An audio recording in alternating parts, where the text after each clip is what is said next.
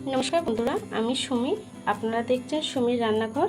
आज के सन्ध्यार एक स्नैक्स रेसिपि चिकेन पकोड़ा। चलुन ताहले रेसिपिटा शुरू करा जाक। देखुन बंधुरा आमी सन्ध्यार स्नैक्स बानानोर जन्य आमी किछुटा चिकेन किमा करे नियेछि।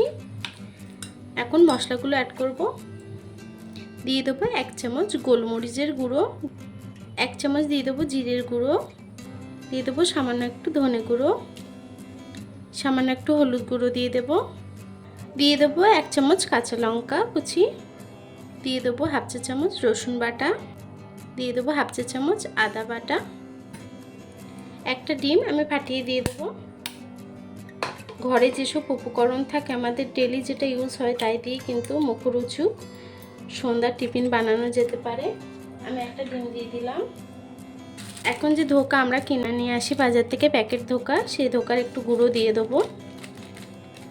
এ দিয়ে কিন্তু টেস্টটা খুব সুন্দর আসে, একবার হলো করে খাবেন দেখবেন। 3 চামচের মতো দিয়ে দিলাম। এখন দিয়ে দেবো স্বাদ মতো একটু নুন,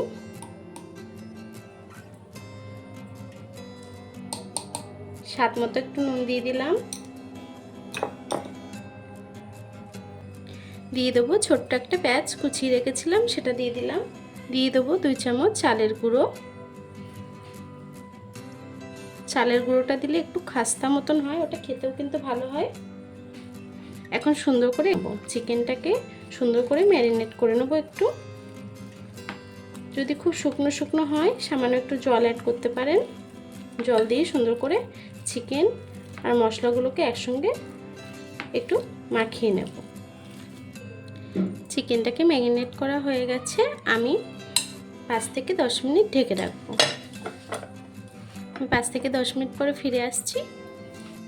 দেখুন বন্ধুরা আমি 10 থেকে 15 মিনিট পরে চলে এলাম। আমি কড়াটা বসিয়ে দিয়েছি, তেলটা গরম হয়ে গেছে। এখন আমি চামচে করে তুলে তুলে দিয়ে দেবো চিকেনটাকে। আপনারা চাইলে হাত দিয়েও দিতে পারেন। ছোট ছোট করে দিয়ে দেবো।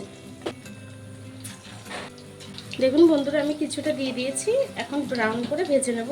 গ্যাসটা কিন্তু মিডিয়াম টু লোতে রেখে দিতে হবে। হালকা করে ভাজা হয়ে গেছে, আমি একটু নেড়ে দেব। ব্রাউন করে কিন্তু ভেজে নেব। দেখুন বন্ধুরা আমার পকোড়াগুলো কিন্তু হয়ে গেছে। দেখুন ব্রাউন করে ভাজা হয়ে গেছে। এখন তুলে নেব।